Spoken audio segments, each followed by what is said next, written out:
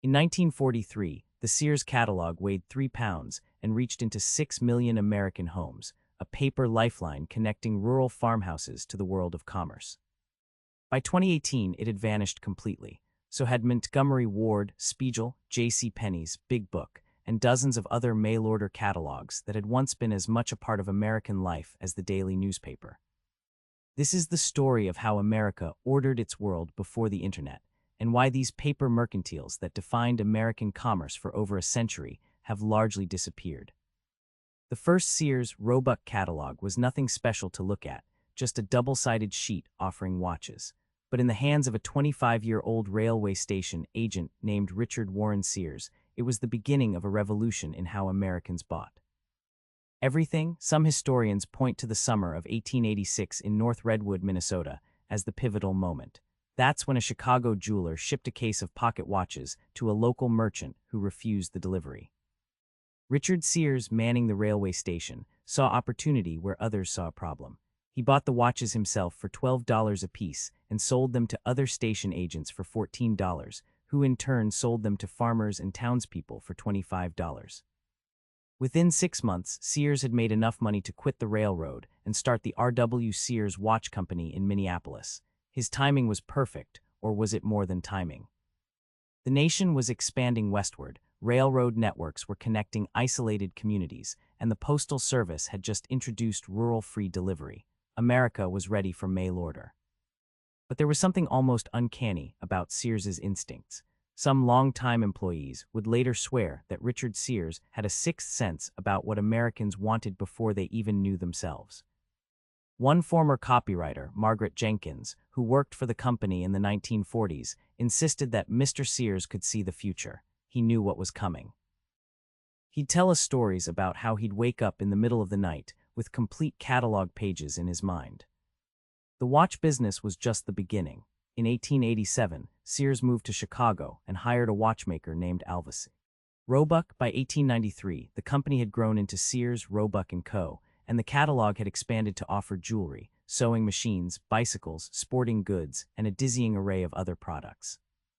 What people often forget about these early catalogs is that they weren't just selling products, they were selling a vision of American life. Inside these pages, even the most isolated farmer could see how people in the cities dressed, what furnishings adorned their homes, which tools the most progressive farmers were using. The catalogs were accidental anthropological documents, capturing the material culture of an era. Mary Jorgensen, whose grandfather farmed in western Nebraska, recalled, "The Sears catalog arrived at our farm twice a year. My grandmother kept every single one stacked in a special cabinet. When I asked her why, she said, 'These books tell us who we are becoming.' I didn't understand what she meant until much later." The golden age of the mail-order catalog coincided with America's rural isolation. In 1900, 60% of Americans lived in rural areas, often miles from the nearest general store. The catalog became their department store, their fashion consultant, their hardware supplier, and occasionally their window into a wider world they would never see. An executive at Montgomery Ward, Sears' biggest competitor, described their catalog as a mirror of American life. This wasn't hyperbole. By 1900, you could order almost anything from these catalogs. Clothes, tools, furniture, farm equipment, medicinal cures, musical instruments, weapons, even entire houses delivered in kit form with every nail and board numbered for assembly. In the winter of 1910, the Sears catalog ran to 1,200 pages and weighed 4 pounds.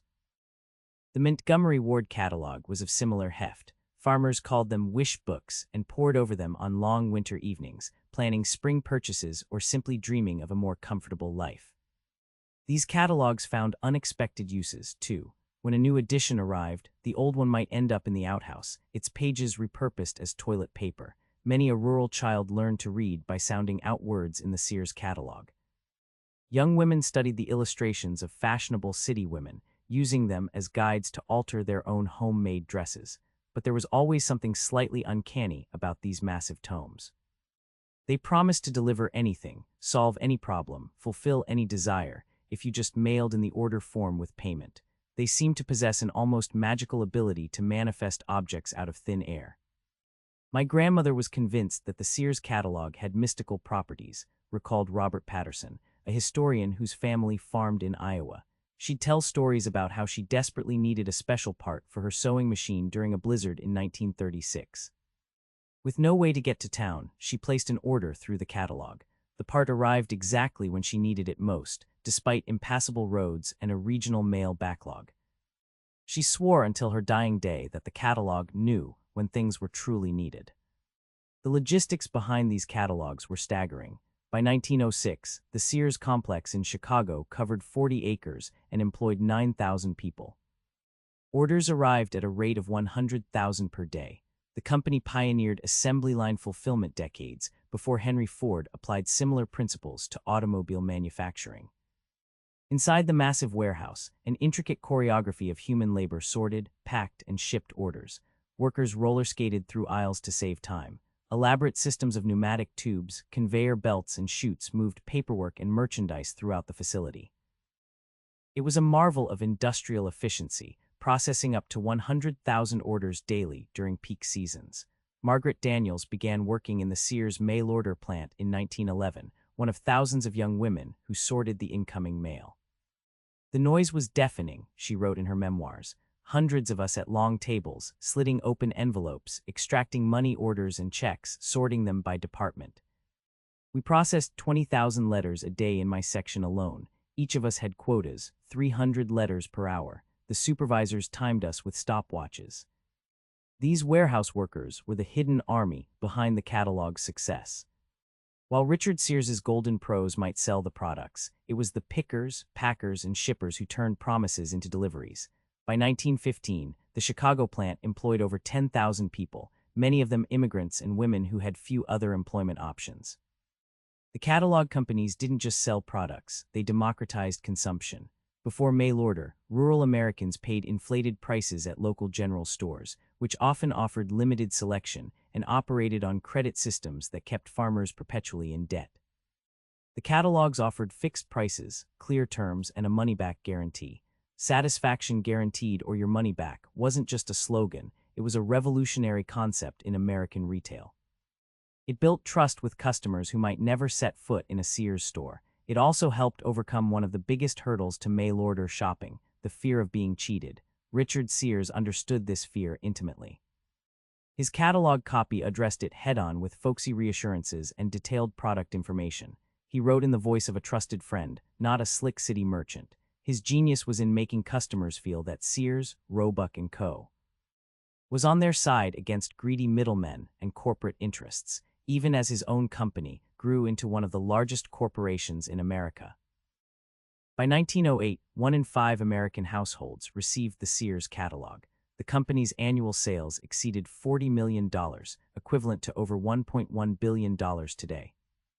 The catalog had become a fixture of American life, so ubiquitous that it was simply called the catalog in many households, as if no other existed. The peak years of the catalog coincided with America's transition from a rural to an urban nation. As people moved to cities and suburbs throughout the early 20th century, mail-order companies adapted. Sears opened its first retail store in 1925, the beginning of a network that would eventually include more than 700 locations. Montgomery Ward followed a similar path. Despite the growth of their retail operations, the catalogs remained the company's backbone.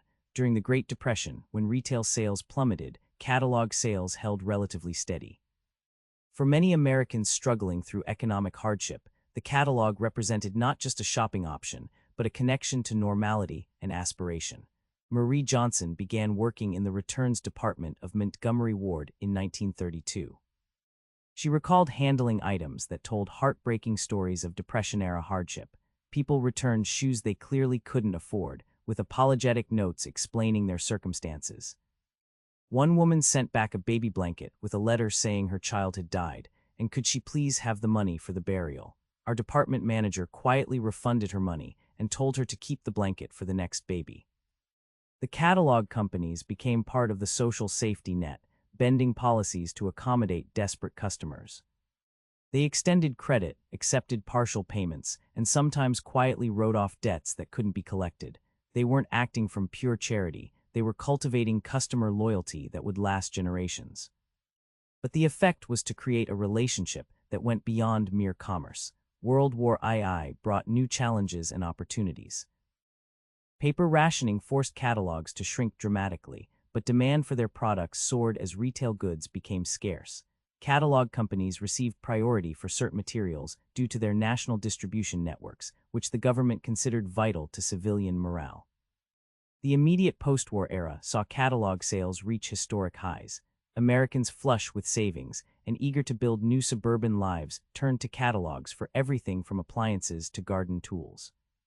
In 1946, Sears catalog sales exceeded $1 billion for the first time. The 1947 Spring-Summer catalog ran to 1,034 pages and was sent to over 12.5 million homes. This golden age would extend through the 1950s and into the 1960s, but subtle shifts were already underway.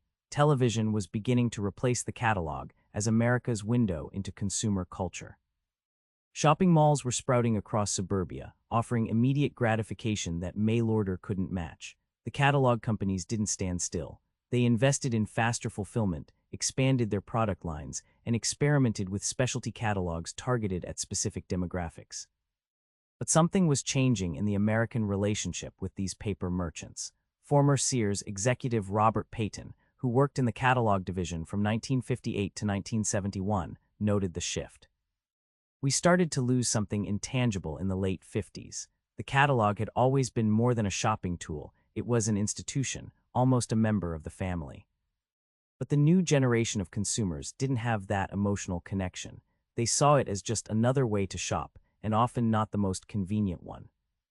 This disconnection accelerated through the 1960s and 70s. Rising paper and postage costs made the big catalogs increasingly expensive to produce and distribute. The 1,000-plus page big books began to shrink, first subtly, then dramatically. Specialty catalogs focused on specific product categories began to replace the comprehensive volumes. The declining fortunes of the general merchandise catalog mirrored broader changes in American retail.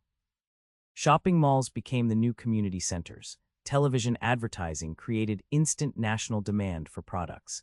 Discount stores like Walmart began their inexorable expansion, offering low prices and immediate availability. By 1985, the writing was on the wall. Montgomery Ward discontinued its general catalog after 113 years, focusing instead on its retail operations. J.C. Penney followed in 1987. Sears held out longest among the major players, but in 1993, the company announced the end of its big book, general catalog.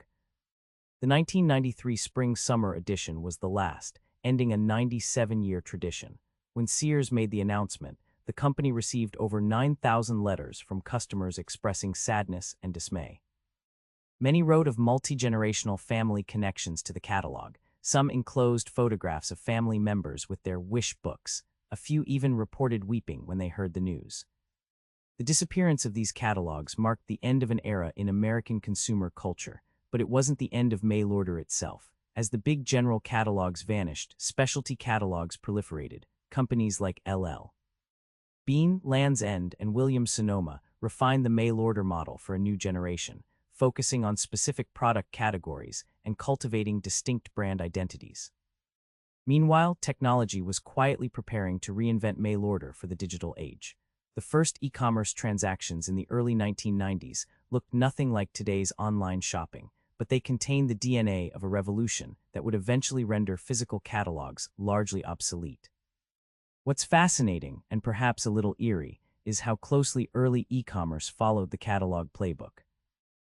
Amazon's initial success came from books, just as Montgomery Ward had started with dry goods before expanding. The challenges were similar too, building trust with customers who couldn't physically examine products, creating efficient fulfillment systems, and figuring out how to handle returns and customer service at scale. In many ways, Jeff Bezos is the digital heir to Richard Sears, a merchant who saw the potential of a new distribution channel before others did, and who built an empire by connecting customers directly to products, bypassing traditional retail gatekeepers. But the transition wasn't seamless. When Montgomery Ward finally closed its doors in 2001, after 129 years in business, former catalog employees spoke of a curse that had followed the company since it abandoned its catalog operations.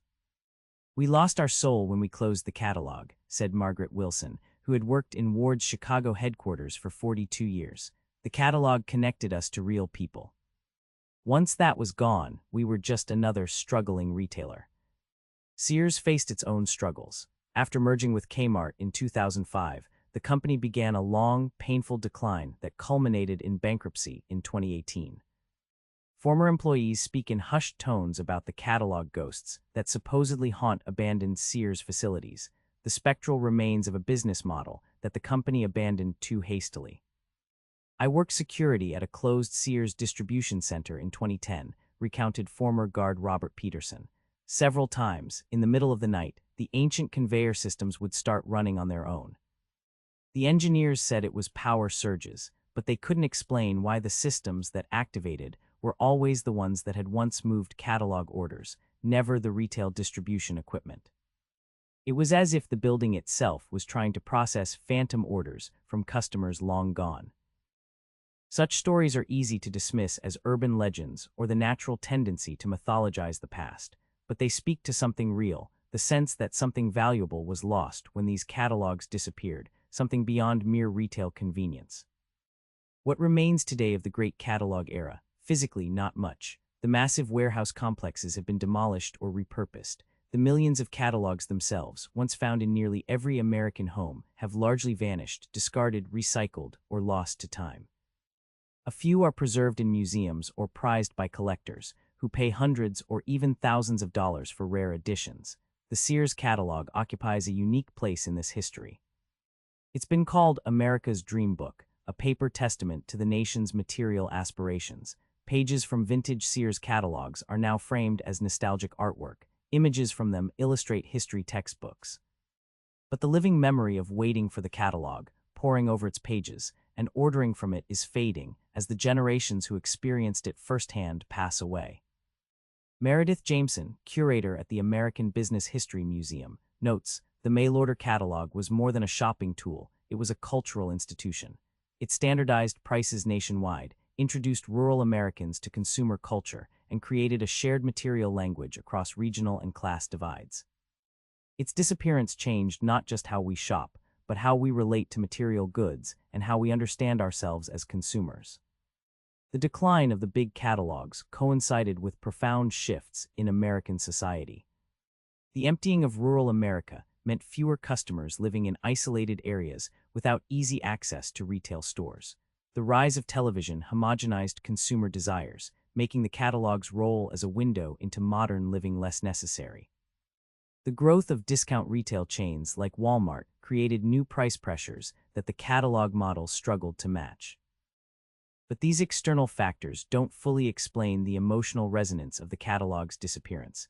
There's something deeper at work, a sense that the catalog represented a more personal, more human way of engaging with commerce. The catalog arrived with your name on it, noted retail historian Sandra Mayers. It sat on your coffee table for months. You dog-eared pages, circled items, showed pages to family members. It was tactile and intimate in a way that online shopping, for all its convenience, simply isn't. This sentiment is echoed by former catalog shoppers. I used to spend hours with the Sears Christmas catalog, recalled James Harrington, 78. My children would leave it open to pages with toys they wanted, hoping I'd notice. Now my grandchildren send me links to Amazon. It's efficient, but something's lost. The anticipation, the dreaming over pages, the shared experience of the family all looking at the same book. The sense of loss extends to former catalog employees as well.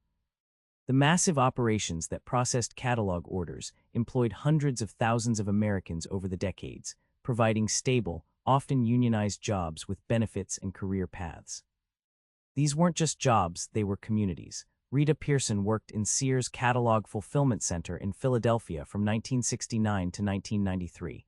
We were like family, she remembered. 3 generations of my family worked there, my mother, me, and my daughter. We processed thousands of orders a day, and we took pride in knowing we were connecting people with things they needed and wanted. When they closed us down, it wasn't just jobs that disappeared, it was a way of life. The catalog companies themselves sometimes seem haunted by their abandoned legacy. In 2009, Sears briefly revived its Christmas wish book in a slimmed-down version that felt more like a gesture toward nostalgia than a serious business initiative. the experiment lasted only a few years. Montgomery Ward exists today only as an online brand, its iconic catalogs a distant memory. Some industry analysts argue that the catalog giants could have transitioned more successfully to the digital era if they had recognized earlier that their core competency wasn't retailing per se, but remote selling and fulfillment, precisely the skills needed for e-commerce. Instead, companies like Sears doubled down on their retail store operations, just as that model was beginning to struggle. It's one of the great ironies of American business history, noted economist Michael Richardson. The mail-order pioneers had exactly the expertise and infrastructure needed to dominate e-commerce. They had warehouses, fulfillment systems, remote customer service, and decades of experience selling to customers who couldn't see products in person. But they couldn't make the conceptual leap from paper catalogs to digital platforms.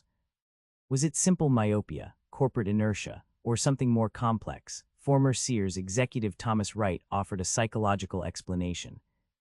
The catalog had been so central to the company's identity for so long that executives couldn't imagine a future without it, but they also couldn't figure out how to make it profitable in a changing world. They were caught in a sort of corporate paralysis, unable to fully commit to the catalog, but unable to let it go either. This paralysis had consequences beyond business failure. The catalog companies had been among America's largest employers, particularly of women. They had pioneered employee benefits like profit sharing, pension plans, and health insurance. Their decline represented not just the loss of jobs, but the erosion of a certain kind of corporate citizenship. The buildings themselves seemed to carry this burden of history. The massive Sears merchandise building in Chicago's West Side, once the largest commercial building in the world, stood vacant for years after catalog operations ceased. Security guards reported strange phenomena: telephones ringing in empty offices, the sounds of typewriters and conveyor belts in unused rooms, glimpses of figures in 1940s-style work clothes who vanished when approached. "I don't believe in ghosts," said former security supervisor William Harding, "but that building had something. I'd walk through at night and feel like I was being watched." Once I clearly heard a woman's voice say, "Order number 47 is ready." When I turned, no one was there. But the strangest part was finding old order forms sometimes, in rooms we'd cleared out months before. Always dated April 3, 1968, the day Martin Luther King was assassinated and the West Side riots began. Urban legends, perhaps, but they speak to a deeper truth. These catalog operations were not just businesses, but complex social ecosystems that connected millions of Americans across vast distances. Their dissolution left gaps that have never been entirely filled. So whatever happened to mail-order catalogs, the simple answer is that technology and changing shopping habits rendered them obsolete, but that explanation fails to capture the cultural significance of their rise and fall. Some historians see the catalog era as a transitional phase in American consumerism, a bridge between local general stores and global e-commerce.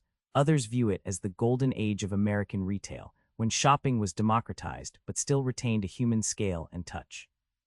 Economist Jennifer Hayes offers yet another perspective. The big catalogs were victims of their own success. They trained Americans to become sophisticated consumers who expected wide selection, detailed product information, and convenient shopping. Once those expectations were established, newer, more efficient methods of meeting them were inevitable. There's a more spiritual interpretation as well. The great catalogs promised a kind of material salvation. The right products would solve problems, fulfill desires, and improve lives. They fostered a particularly American faith in the transformative power of consumption. Their decline coincided with growing skepticism about that promise, even as consumption itself accelerated. The materials themselves haunt us still. Occasionally, during renovations of old homes, workers discover catalog pages used as insulation or wall covering. In one Iowa farmhouse, removal of 1920s wallpaper revealed walls papered entirely with pages from the 1902 Montgomery Ward catalog, a time capsule of American desires preserved for over a century. Today, most Americans under 40 have never held a big mail-order catalog. They've never experienced the peculiar pleasure of turning its pages on a winter evening, circling items for future purchase, or using it as a reference guide to the material world. For them, the catalog exists only as a historical artifact, or a symbol of nostalgia. Yet the DNA of these catalogs runs through our digital shopping experiences. The product photography, the descriptive copy, the sizing charts, the organization by category, all were pioneered or perfected by the great catalog merchants. When we browse Amazon or shop on other e-commerce sites, we are engaging with the ghost of the mail-order catalog, translated into digital form. The irony is that we're more dependent on mail-order than ever, observed retail futurist Rachel Goldman. We just don't call it that anymore. E-commerce is mail-order without the paper catalog. The logistics, warehousing, picking, packing, shipping are fundamentally the same, just with more automation and sophisticated tracking. Indeed, during the COVID-19 pandemic, Americans turned to e-commerce in unprecedented numbers, many for the first time. The experience echoed the catalog era in surprising ways. People isolated in their homes, ordering necessities and comforts from distant warehouses, waiting for packages to arrive. The pandemic accelerated a shift to remote shopping that had been underway for decades, completing a transformation that began with the decline of the big catalogs. Some specialty retailers have rediscovered the power of physical catalogs as marketing tools in a digital age. Companies like Restoration Hardware produce lavish catalogs that function less as ordering tools and more as brand statements and inspiration. These are the spiritual heirs of the great catalogs, objects designed to be kept, browsed, and dreamed over, not just vehicles for immediate transactions. So are the catalogs truly gone, or have they just changed form? The answer lies somewhere in between. The specific cultural phenomenon of the comprehensive mail-order catalog has largely disappeared. But its influence persists in ways both obvious and subtle, from the structure of e-commerce websites to the expectations we bring to remote shopping. Perhaps the most fitting epitaph comes from Alina Richardson, who worked as a copywriter for the Spiegel catalog from 1958 to 1982. The catalogs were America talking to itself about what it wanted to be. They were practical and dreamy at the same time, just like Americans. They promised that you could reinvent yourself and your surroundings, that a better life was just an order form away. That promise hasn't disappeared, it's just gone digital. As we stand amid the ruins of retail giants and browse endless digital inventories, the ghost of the mail-order catalog reminds us of a time when commerce was more tangible, but no less magical, when the arrival of a thick book of possibilities could transform a kitchen table into a gateway to the wider world.